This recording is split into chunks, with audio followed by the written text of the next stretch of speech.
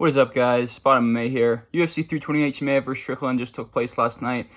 It was a great card. You know, a lot of great fights, big upsets, phenomenal performances, some sick KOs. I think there was only one KO on the card, actually, but it was a sick KO nonetheless. But let's get right into it. Let's get right into it with the early prelim opener of Jose Ochoa versus Clayton Carpenter. I mean, we kicked off the card with a generational performance. Jose Ochoa looked very good in this fight, and Clayton Carpenter's a really good opponent. Like, this wasn't like a schmuck, you know, like Jose Ochoa. This was a step up for him. You know, his only other win in the UFC is Cody Durden, and Clayton Carpenter's like an evolved version of Cody Durden. But Ochoa looked good, man. He came out here, as soon as the fight started, he bulldozed right at him, just threw like a 10-piece combination, body shots all to the body.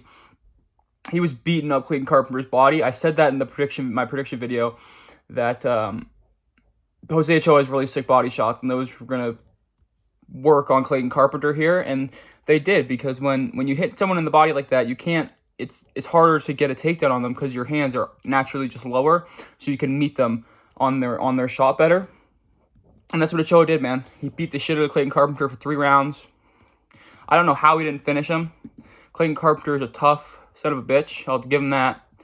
But Jose Ochoa looks so good, and I mean, you know, he's lost 2 in the UFC, but he's only lost to Asuel Mabayev and Leonard Kavanaugh, who are both very good opponents and both in the top 10. So, you know, he's a good prospect to flyweight for sure, and he definitely showed that in this fight because he looked improved. I mean, this looked like the guy that fought Leonard Kavanaugh on short notice, you know, which is good because, you know, sometimes these guys come in, look at what's the guy who fought Manel Cap, who had like a pretty close fight with Manel Cap and just never was able to work out in the UFC. But that happens a lot where guys come in on short notice, they fight really good guys, and just because they're kind of athletic or they're tricky in some spots, they can give these guys tough fights, but then they can never kind of figure out in the UFC. But Jose Ochoa has figured it out, and he's going to be looking for right comp next because Clayton Carpenter's just outside that ranked level. And Clayton Carpenter's the guy who gave Tagir Ulanbekov a very hard fight. I never thought Tagir was that good, but, you know, he trains with the Dagestanis. He's Team Khabib. So, schooling a guy who has had a really razor-close fight with Tagir Ulanbekov is impressive. And Jose Ochoa is young in the game, man. I'm pretty sure he's like 25, 26, something like that. He's in his early 20s. And for a flyweight, that's young, because we see these guys, like, look at Pantoja, man. Pantoja's like 30, 36. Of course, he's not the champion right now, but, you know, he's going to be getting the next title shot, so. But at flyweight, you know, a lot of these guys, they take time to really evolve into their final forms. Like Manel Cap, he's 30s. If you look at pretty much the whole top 5, other than Tara, Leonard Kavanaugh, and Joshua Van, like the whole top 10, they're all over 30. So Jose Ochoa is another one of these young guys going to come in, and I think he will be in that top 5 mix very soon. Like, I think this is a guy who could be fighting for a UFC title by the end of 2027, 2028. Like, I see big things for Jose Ochoa. And he showed why. Like, he looked so good in this fight. Even when he got taken down, his scrambles were really good. You know, he just looked so good, and that's the whole thing. Clayton Carpenter went 1 for 7 on takedowns. So, Jose Ochoa stuffed 6 takedowns in this fight. He shot a takedown of his own, apparently. I don't really remember that, but beat the shit out of him. Landed like 70 strikes in round 1, 50 in 2, and then 50 in 3. This was a fucking shutout and a half. Beat the shit out of Clayton Carpenter. Good on Clayton Carpenter for staying in it. I don't know how the hell he stayed in it, but Jose Ochoa has definitely got to look out for in this flyweight division. And he looked good, man. Beat the crap out of him with body shots. I thought he would get a finish in this fight. He didn't end up getting it, but he looked good. And that's about all you can really ask for. Great performance. On to the second fight of the card.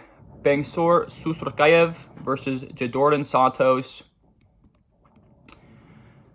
This one was kind of, I don't want to say it was a letdown, because he did look good, and he did win like every round. And he got the finish in the 3rd round with submission. As soon as he took him down, he instantly jumped to submission, choked him out, put him unconscious. It's a nasty submission. But he's just always, he kind of aura farms too much. You know what I'm saying with Susukaya? That's kind of his thing. He kind of aura farms a little too much, and it makes these fights closer than they should be. Like DeJordan Santos, if you're a guy who is a guy like Susukaya who's as hyped up as Susukaya, you should be fucking getting rid of DeJordan Santos in round 1. You know, like this, and it feels like Susukaya's had a lot of those in the UFC now. This is his 3rd time that this has happened, where it's like a guy who you should get a first round finish in and out, and he just takes him to either a 2nd or a 3rd round. In this case, this is back-to-back 3rd round finishes for him. And he looked good. Like, I'm not going to say he looked bad or anything. He was getting tagged on the feet a couple times. DeJordan looked better than I thought he would look, for sure. And he was landing some good shots. And Susukayev is a really sus guard. He goes like this. He like covers his hands with his face like this. So he still kind of gets tagged on his hands and like through his guard a lot easier. Because he doesn't like shell up like that. He holds his hands like right in front of his face. So he has a really weird guard and it looks really unorthodox. And he's also like aura farming around. He's like running around. But he did look good, and like this was a good performance from him. And this was probably the best guy he's fought in the UFC so far. Like DeJordan Santos, he's a can, but he's a can who's like, he can beat cans. He's not like McConaughey, who I actually think does have wins in the UFC, but McConaughey is like lower level than DeJordan Santos. DeJordan Santos has some grit to him, but Susukayev, another one of these ones where it's like, how far can he go? You know, I don't think far.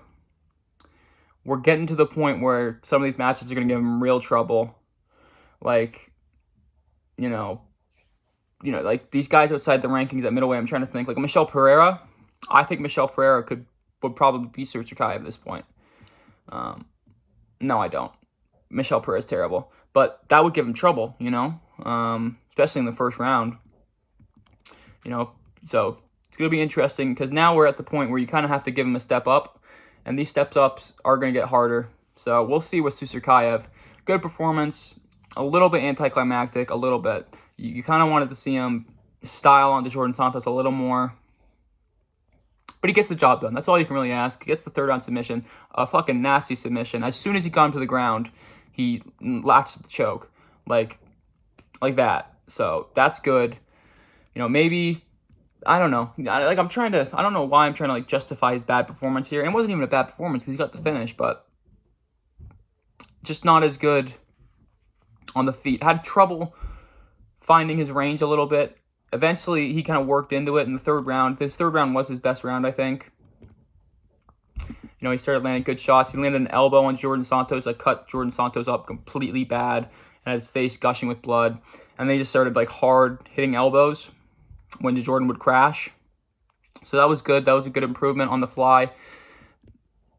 He's still good, and he'll beat a lot of guys, but I don't think he'll ever be top 10 or anything like that.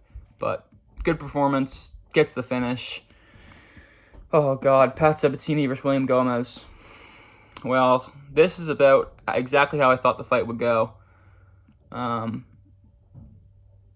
Nothing to say, really. This was a nothing fight over 3 rounds.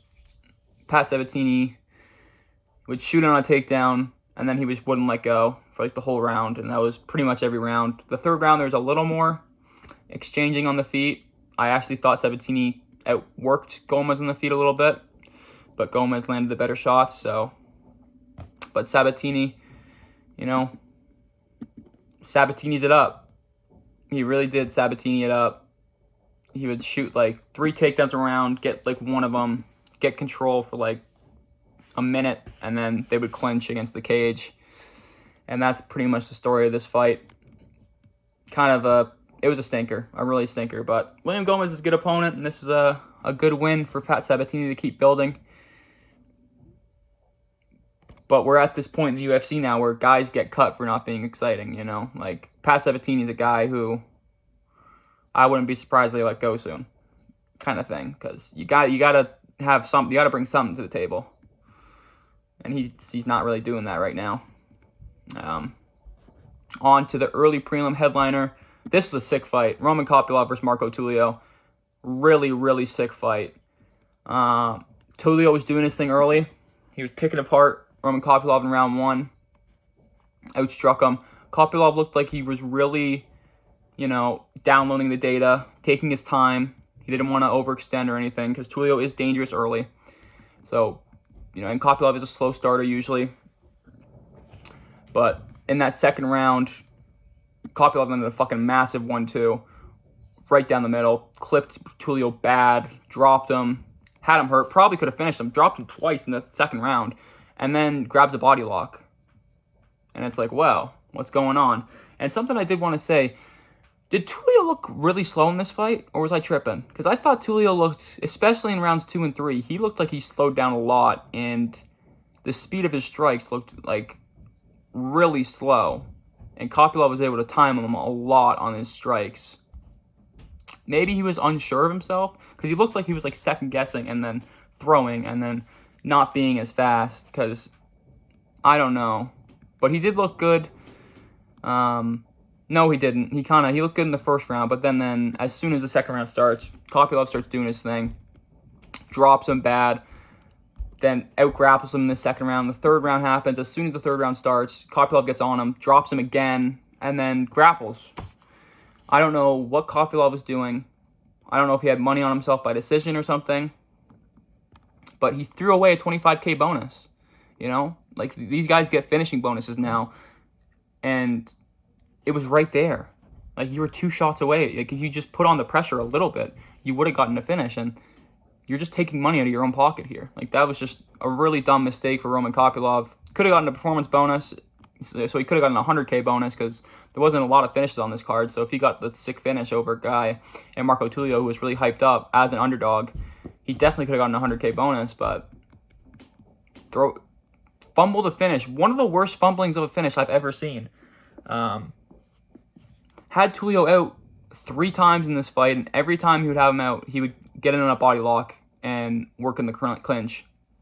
And that's just, I don't know. It was weird. It was really weird. He did look good, though. Like, this was a good performance from Kopylov, and maybe he just didn't want to give Tulio a chance to catch him by going for a finish. Because, he is on a 2-fight skid, so he really needed a win. Maybe he just was really focused on just getting the win. That's all he wanted. He didn't want to overdo it. He didn't want to, over commit for a finish and get caught and get put out. So maybe that's it. Maybe he was just, trying to think more a little logically, but it was right there. And a finish in the UFC goes a long way. Like, if you got a finish here in the second round, he could have been right back in the rankings, Like, he could have been looking at a ranked opponent. Now he's probably going to have to fight again outside the rankings, and I think he'll win. Maybe they'll do him versus Susurkayev, and I think he actually would beat Susurkayev. So there's that. But good performance from Kopylov, good bounce back. I like to see the max evolution of Chase Hooper getting a big win. It's good to see. On to the prelim opener. Yeah, this was a feel-good moment. This was a really feel-good moment. Jim Miller gets the submission, gets a performance bonus. I talked about it in my prediction video, all the stuff he's had to deal with in the build-up to this fight. His son, terrible, the cancer and everything, and he's had injuries. This was a fucking really feel-good moment. Jared Gordon, he got rocked. Like, he got stung with a big shot as soon as the fight started. Jim Miller rushed across the cage, stung Jared Gordon with a big shot. Then I think there was a nut shot. I think one of them got hit in the nuts, or there was an eye poke. There was something. There was a pause in the action, and then they go back in. They're kind of at range. Jared Gordon looked more geriatric than Jim Miller. Like, if you were going to say one of these guys are like 40 years old, you would have thought it was Jared Gordon. Jared Gordon looked fucking old as shit. He looked so washed. I don't know what happened to him. I think he got hit by a fucking Mack truck this time, not a car, because Jesus Christ did he look slow. And then Jared Gordon shoots on a takedown. Jim Miller latches up the ghillie, the famous Jim Miller ghillie. And Jared Gordon has to tap. It was a tight guillotine. There was no way he could get out of it. He had the legs locked. Fucking perfect execution. And he just cinched that thing up. Gets the performance bonus. An extra 100K in his pocket. It's good to see. You really want Jim Miller to win these ones. And I hope he gets to 50. I do think he's going to get to 50 UFC fights, which is fucking insane. Because he's only like 3 away now. So, big up Jim Miller. big up Jared Gordon for being shit at fighting. How did this guy beat Paddy Pimblett? I don't know. Well, I do know. Paddy Pimblett broke his foot, but still. Crazy things happen in the UFC. On to another crazy fight. Grant Dawson versus Mateusz Rebecki. This was an all-time fumble from Rebecki. I mean, Grant Dawson goes out there in the first round, lands a nasty head kick, like 10 seconds. I think that's actually what made Rebecki, like, whoa. Because as soon as the fight started, Grant Dawson goes out there, throws a head kick, clips him right here, gets a massive cut on his eye, and then Grant Dawson gets him down for, like, the whole round one. The whole round one, he controlled him. And it was like, uh-oh, this is going to be tough for Rebecki. This is going to be the whole fight. But then in the second round, they're on the feet. Rebecki starts landing that lead right hook. You know, he starts throwing it out, that looping right hook. Tagging Grant Dawson the whole time. Grant Dawson's having a real hard time finding range. But Rebecki keeps shooting fucking takedowns. And that gives Grant Dawson a chance to scramble a little bit in the second round. Rebecki still wins the first round or second round off of the striking. But then in the third round, we get into it. Rebecki, he just won the second round off striking. So what does he do? Of course, he shoots a fucking takedown, gets reversed, and gets submitted easily.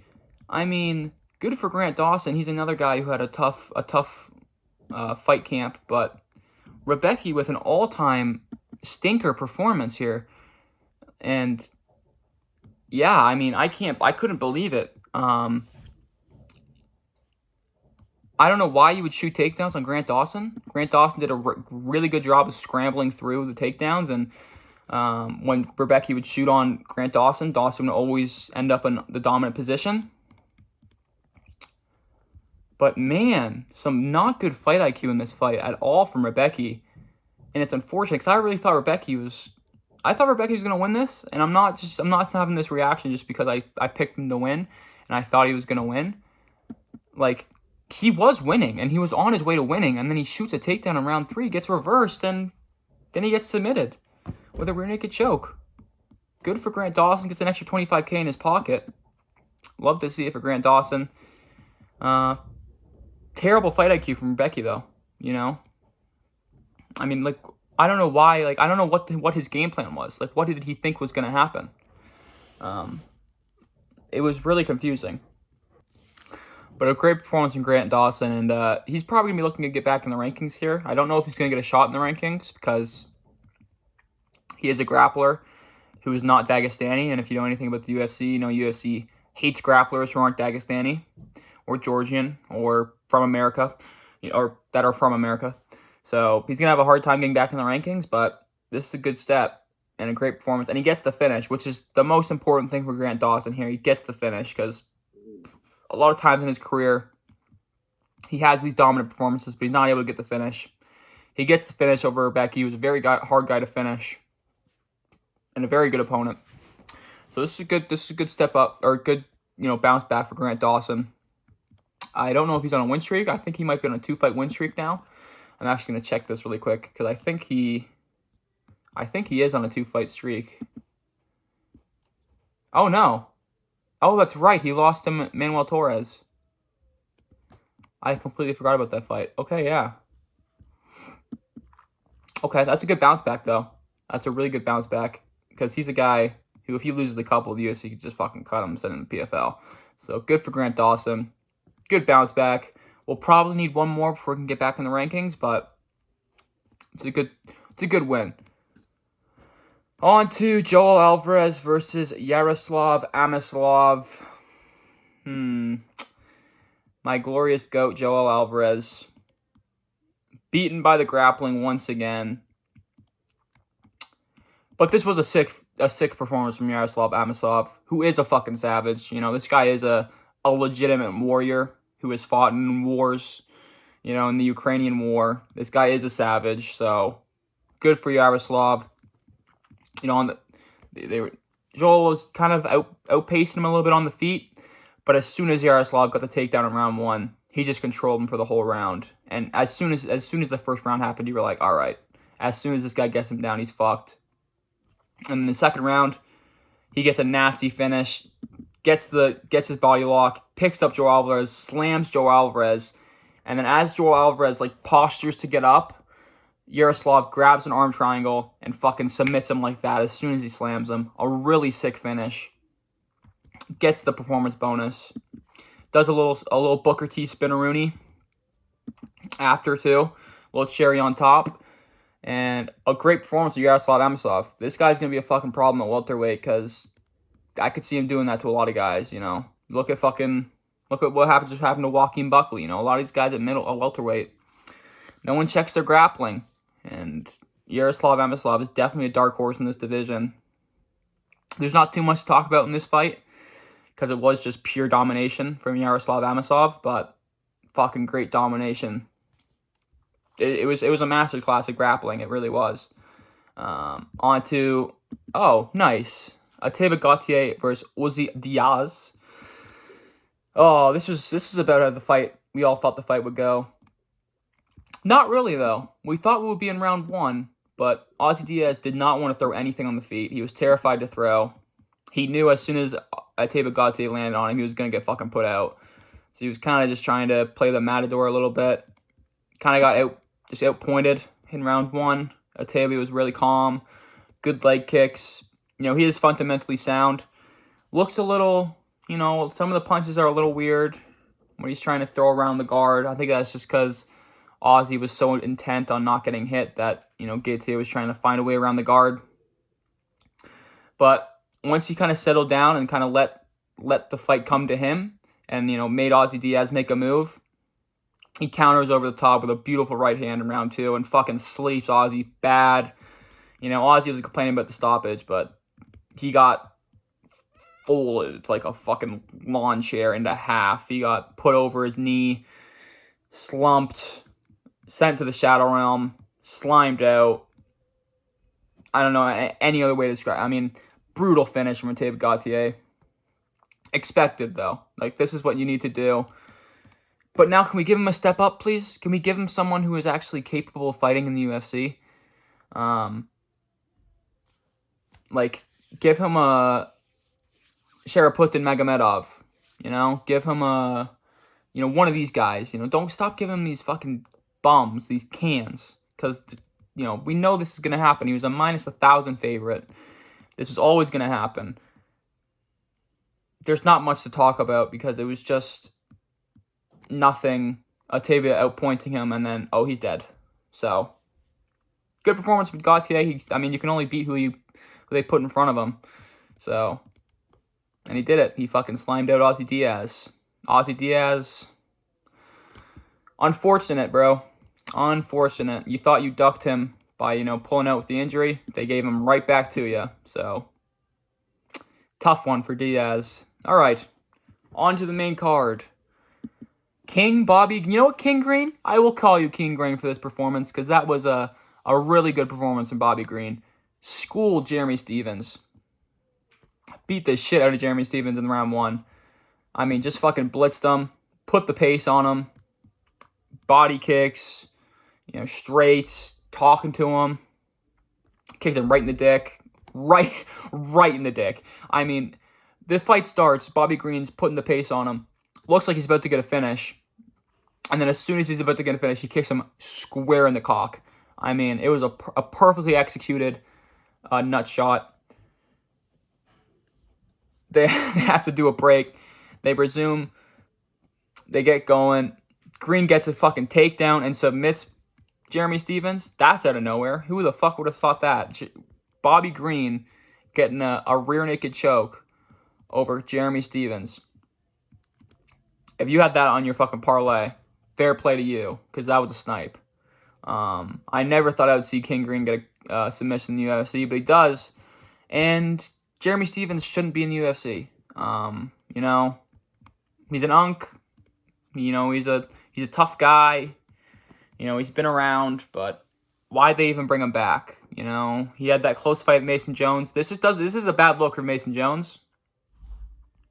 But I don't really know why Jeremy Stephens is still in the UFC. I don't think he will be after this. I think this is kind of it for him. I don't really see why the UFC would give him another opportunity. Because I don't know why he's back, you know? I respect him. He's the hardest hitting 145er, but he missed weight by like 5 pounds for this one. And then he got absolutely fucking destroyed by Bobby Green, who is actually kind of sneaky good. You know, a lot of people meme Bobby Green for getting like slimed out. Oh, he got slimed out by Dober. Oh, he got slimed out by Huffy. Oh, he got submitted by Pimlet. Those are 3 really good names. Like, he doesn't lose to bums. And people love to hate on Bobby Green because he's like that brash kind of personality where he talks shit in the cage. He fights with his hands down. He fucking, you know, he calls himself King Green. He changes his fucking name to King. So he gets a lot of flack, but he's sneaky good. And you have to be really good to beat him. And, you know, like Zell Huber couldn't beat him. Zell Huber got slimed out. You know, Stevens got fucking destroyed. Good for King Green, man. Go show him. And he's probably partying at his strip club now. You know, throwing those dollars out. So good for Bobby Green. I mean, yeah, he just fucking destroyed Jeremy Stevens. Jeremy Stevens shouldn't be in the UFC anymore. Yeah, probably gonna go fucking box someone at Dirty Boxing or something. I don't know. Anyway, on to Sean Brady versus Joaquin Buckley. This was a great performance from Sean Brady, and I do want to say that right away. Just fucking completely dominated Joaquin Buckley. And if you're Buckley, this has got to be a tough one because, you know, you're coming off that Usman fight, which was just under a year ago, like 11 months ago, pretty much on the day. You get dominated in the grappling. I think it was a 50-45. I'm not sure. It might have been 49-46, but it was a very dominant fight for Usman. And you get absolutely destroyed in the grappling. And you come back almost a year later, and it happens again. You get 30-26. I think you got 30-25 on a couple scorecards, because Sean Brady beat the shit out of Buckley on the ground. Pillow punches, like very much like just like this. Pitter pat, pitter pat, pitter pat, pitter pat. Looked like, you know, who's Joe? Who is Joe? You know, it looked like that, you know. Who is Joe? You know? But it was like that, but on the ground, just kind of pitter-patting away. Pit-pat, pit-pat, pit-pat, pit-pat, pitter-pat, pitter-pat. So, Brady will never get a finish in the UFC unless you're Kelvin Gastelum. But he did just beat the shit out of Buckley on the ground. Every round, as soon as he got him down. In the first round, Buckley landed 1 strike. Oh my God, he landed 1 total strike. Jesus Christ, this was like a borderline sexual assault case. Like, if I'm Buckley, I might press charges, because this was like, the commission should have stepped in or something, because in round 2 he landed 11 strikes, and in round 3 he landed 9.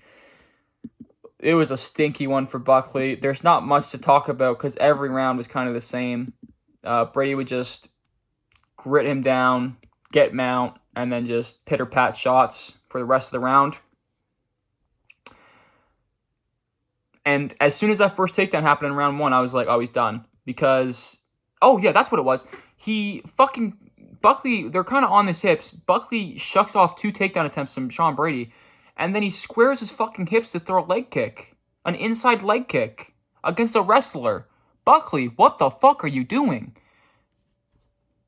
Like, why would you square your hips like that? He gets the takedown, and as soon as that happened, I was like, oh, he's done. He's done. Like, Brady's a guy, you give Brady an inch, and he'll take 10 miles. You know, you cannot let this guy snowball in the grappling, because as soon as he gets going, he's so hard to stop once he gets going. You have to put him away early. You have to shut it down early. You have to give him nothing in the first round, and it looked like Buckley was going to do that, and then he squares his hips up, gets fucking taken down, and just fucking destroyed on the ground. This is going to be a tough one for Buckley to bounce back from. It was a great performance from Brady, but, man. And then in the second round, Buckley squares his hips up again, going for a knee,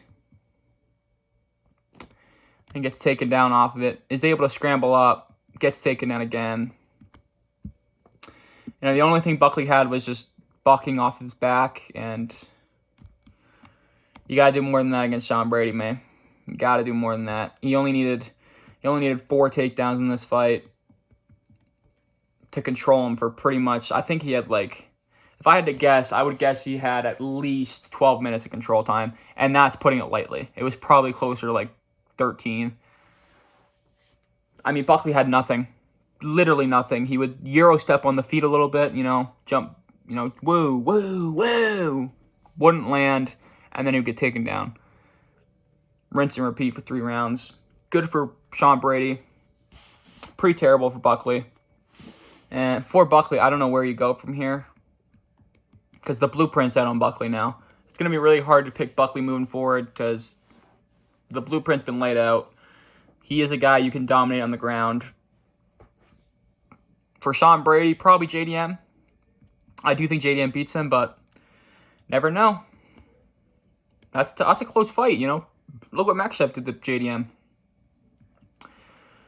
On to Alexander Volkov versus Waldo Cortez Ocasta. People are calling this one a robbery. Get your eyes checked. This was not even close to a robbery. This was very clear, 30-27. This was a 30-27 for Alexander Volkov. The commentary, this was some of the worst commentating on a fight I have ever seen in my entire fucking life. Every time Costa would land a jab, Joe Rogan, DC, and John Ack would go, ow! Ow! He landed a jab! Ow! In the 3rd round, Waldo Costa starts swinging over the top, not landing on the shoulders. DC's going, ow! Ow! It's like, dude, what the fuck are we doing? Like, Volkov, this was a very good performance from Volkov. A couple close rounds, but he outpointed them, and that's really what it was. He would land the leg kicks, leg kick, body kick. That was his game. That was his bread and butter in this one, and that's how you beat Waldo. You beat up his calves, and Volkov did it. He followed the game plan very well. Oh, I thought that I was reading the stats. It said 15 total strikes. I was gonna say, Jesus, Waldo only landed 15 strikes the whole round or the whole fight, but no. But yeah, I mean, Volkov landed 88 total strikes to Waldo's 54. They're all significant strikes. So 33-15 in round 1, 34-22 in round 3, and 21-17 in round 3. I don't think those numbers are right. I would say Waldo probably landed like 14. Volkov probably landed like 23. It was a very clear fight for Volkov. And good for Volkov, man. He should be on a 3-fight win streak right now. He got robbed against Gon. Jailton Almeida doesn't do anything, so he kind of lost that fight on his own. Jailton Almeida did. Even though Volkov kind of, or Almeida lost that fight more than Volkov won the Almeida fight. But in this one, Volkov pulled off a Volkov performance, man, and there's not too much to talk about. I don't think this was a robbery. Costa had a really hard time with the range, which I thought he would, and he did. A lot of guys have a hard time getting to Volkov on the feet. Cyril Gane did, Pavlovich did, and these are guys who I consider a tier above Waldo Cortez Acosta. Costa does have fast hands, which definitely gave Volkov a little bit of a couple times in this fight in rounds 1 and mainly 1 and 3. Yeah, Costa faked being wobbled. Did anyone else Volkov landed a jab and Acosta went ugh, and wobbled backwards. I don't think he got hurt. I think he was trying to get Volkov to overthrow and get into range where he could land something. But that was dumb because that was he just gave Volkov a moment, and then Volkov was like, "Oh, nice, I can just coast now." He didn't need to do anything else in round 2. So that kind of backfired for Waldo, because I think he was really thinking if I'm wobbled, he'll try to finish me. But no, Volkov was like, "All right, nice, I got the big moment of this round. Let's coast to the 3rd, and then we'll work in the 3rd." And he landed a nice head kick in round 2, a really nice head kick. He was setting it up the whole fight with the lead leg kick and then the lead leg body kick, and then he brings it upstairs and catches Waldo. Volkov's good, man. He is really good, and he's probably the 3rd best heavyweight in the world right now. I would say it's Aspinall, Pereira, Volkov, Gane. Those are probably my top 4, and then Pavlovich 5. We'll see. I don't know if he gets a title shot after this. I'm going to be real. I think they're going to give him Josh Hawkett. Because I think Josh Hawkett's going to beat Derek Lewis, and they're probably going to do Hawkett versus Volkov. Because, they're going to do right by Volkov, as Dana White said after the Cyril Gane fight. They're going to do right by him by not giving him a title shot and making him going a 2-fight win streak and giving the guy who robbed him 2 title shots. Awesome. Good job, Dana. You're so good at making it right to Volkov. Yay. On to the co-main event, a fucking banger, a fight of the year contender.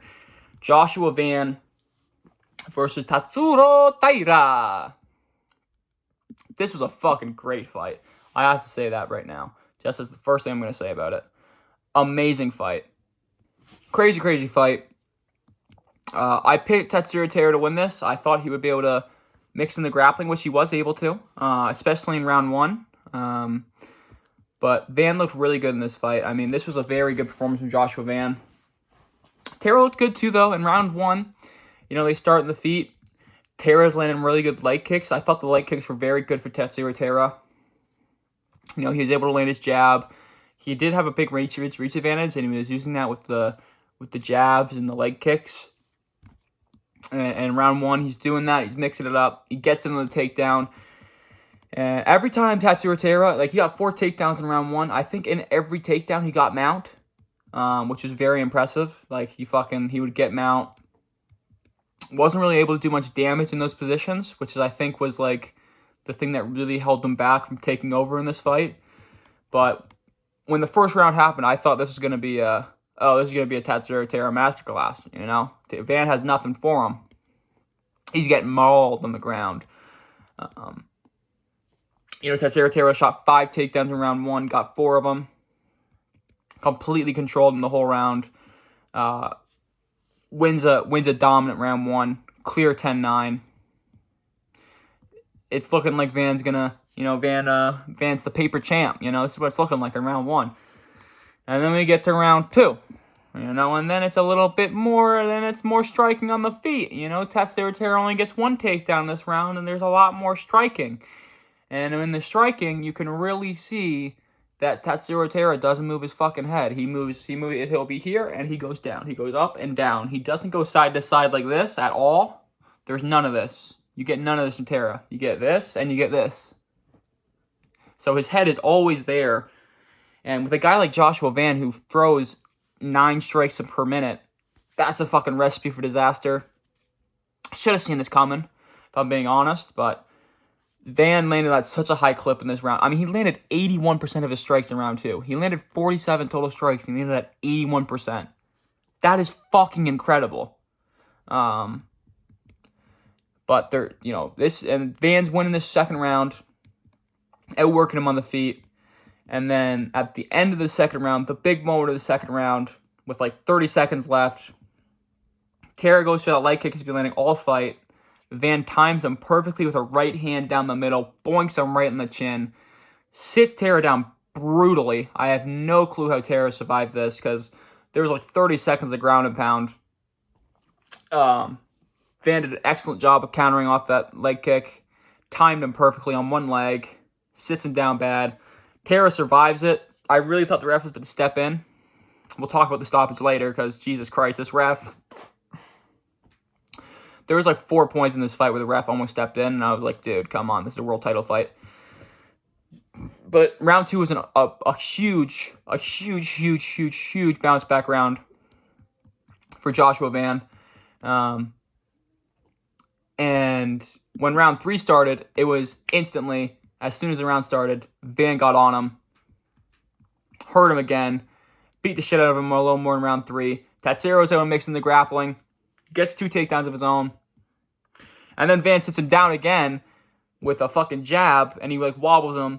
And then he goes for a rear naked choke and kind of fumbles a finish, because he goes for a rear naked choke instead of finishing with ground and pound, which gives Tatsuro Taira a chance to fight the hands and survive to the end of round 3. This was such a crazy fight. I mean, there's so much fucking happened. I can't remember everything that happened. I do know that he got knocked down with the jab. He kind of rolled back on his ankle. And then Van went for a rear naked choke instead of going for the for the ground and pound finish, which was a mistake. It was a mistake. You know, I let TARA get back into this fight for sure. This fight could have been over in round 3. But TARA's a fucking dog, man. He's not going to give up on himself. And he showed that in this one because, Jesus Christ, a lesser man would have tapped. He had like three rear naked chokes that were in after being knocked down. I don't know how Tatsuro Taira survived rounds 2 and 3. And then we get into round 4.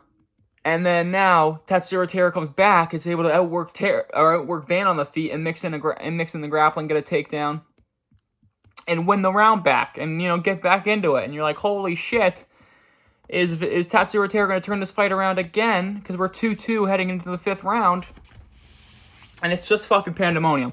This was a crazy fight between two warriors. We get to round 5. What time? There was 132. Yeah. Van was putting on a really good whooping in round 5. He really you know, turned up the pace in round 5. Starts putting it on TARA. TARA gets no takedowns in round 5. I believe that's the only round of this fight. It is. It's the only round of this fight that TARA wasn't able to implement the grappling. And when you're stuck on the feet with Joshua Van, you know, he lands like 8 strikes per minute, dude. You're fucked when you don't move your head. And he landed 27-7 significant strikes in round 5. Hurts TARA against the cage. Rocks him bad. Has him hurt. Goes to the body. Starts digging to the body. TARA crumples up. Gets hit in the face. Turns away. Changes his level. Looks like he's about to shoot on a takedown. Or like shoot for his feet. And the ref steps in. Really weak stoppage. Really weak stoppage. This is a world title fight. You know, these are two guys, like, you know, you want to see that fight get continued a little better. Joe Rogan was calling it a perfect stoppage, and they were glazing the referee, saying, he's the best in the business, the gold standard. I've never seen that fucking ref in my life. Like, hello? Did anyone else know who that ref was? I've watched UFC for a while. I've never seen that fucking ref in my life. Especially not in like a main event or a title fight.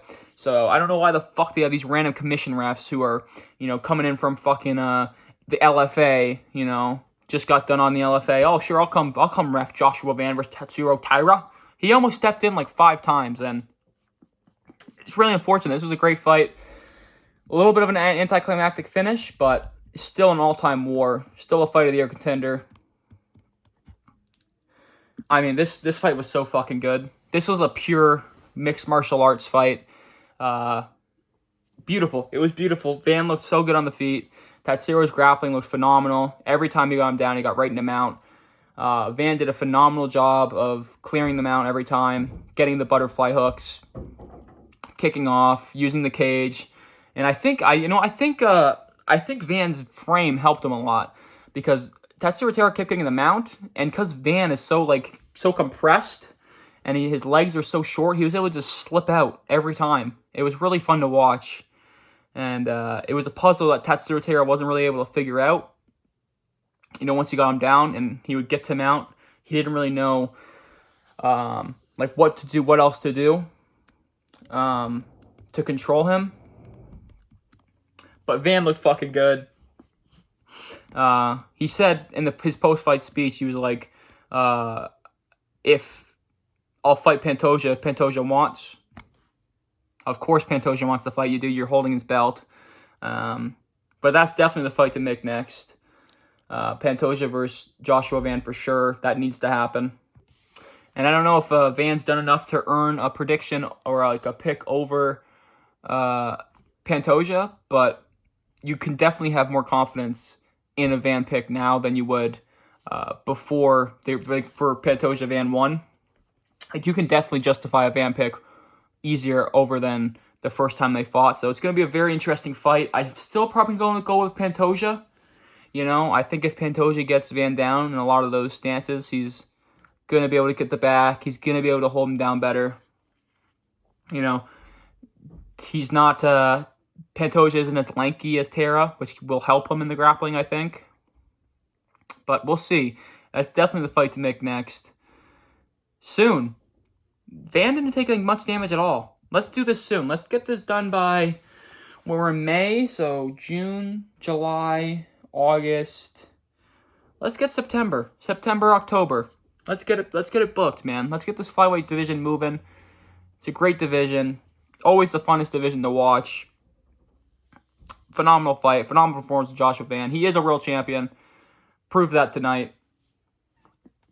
Excellent for Joshua Van. On to the main event of the evening. Sean Strickland defeats Khamzat Chimaev, the first man to ever defeat Khamzat Chimaev in the UFC, in MMA. He gets it done by split decision. We did it, boys. This feels like it's one for us, you know. He marched him down. Sean Strickland marched him down. He really did. He marched him down. You could hear the when he was marching him down. You could hear it. You could hear it start playing after round one. You know, round one, Chimaev goes out there. Dominant round for Chimaev, round one. Gets the takedown instantly. Holds him down pretty much the whole round. That round's done. You know, Chimaev gets the grappling off. 10-9. Easy. Round two. Hold on now. That was it. That was literally the round two. Round two was like, hold on now. We got to fight here. Because Chimaev didn't get the grappling off. You know? Chimaev shot in. Pulled guard like a bitch. Twice. Now I'm thinking we got to fight. And we did. Strickland controls him for 3 minutes of the round. They're kind of 1-1 just off grappling. Chimaev was shot in. Got stuffed. Strickland kind of... You know how Strickland defends the punches like this? He goes like that. Just defend arm punches. He kind of did that with wrestling. He kind of just went like that. And like pushed his head. And like pushed him into him. And Chimaev pulls guard. Strickland takes it. Controls him the rest of the round. We're two down. We're 1-1 going into round three. And then round three, Chimaev doesn't shoot a single takedown. Doesn't like it that he's not getting them. And Strickland jabs him up. 1-2s him up. Doesn't get the teeps going. The teeps are not going at all this whole fight. This was just Strickland just jabbing. And I did see a thing backstage where he said he separated his right shoulder, which is fucking insane that he beat Chimaev with one arm. Just going to put that out there. A one-armed Strickland just beat the most dominant grappler in UFC history. Let that sink in. But he out-jabs him for round one or round two, three. Round four, Chimaev looks a lot better on the feet in round four. Chimaev's able to keep up with him, outwork him a little bit on the feet, out-jabs him, out-tits for tats him. And he's able to get the takedown with like a minute left, secure the round. Good stuff for Chimaev. A good bounce back round for Chimaev to kill the momentum of Sean Strickland. And then we get into round five, and I'm thinking, Chimaev's, he's back. He's just going to get in there. We start round five. Chimaev instantly gets a takedown. I'm like, oh, here we go. Here we go. Chimaev's just going to fucking destroy him in the grappling now. He's going to stink out the fifth round. But Strickland's a fucking American, dog. He is Rocky. Doesn't give up on himself. Gets back every time. Chimaev got 6 takedowns in round 5. That can't be right. They're giving him some pity takedowns. For sure. I don't think he had... Because for a takedown, you need to have, 5 seconds of control? So what would that be? 6 times 5 is 30 seconds? I don't even think he had 30 seconds of control time that whole round. So, interesting. But Strickland outpaces him on the feet in round 5 and wins the decision. Very razor close. When we went to the scorecards, I did think that Sean Strickland was going to lose. Not that I had him losing, but I thought the judges were going to go Chimaev because when you look at Strickland, Strickland's not a guy who gets these fights. He doesn't get the close ones. He never does.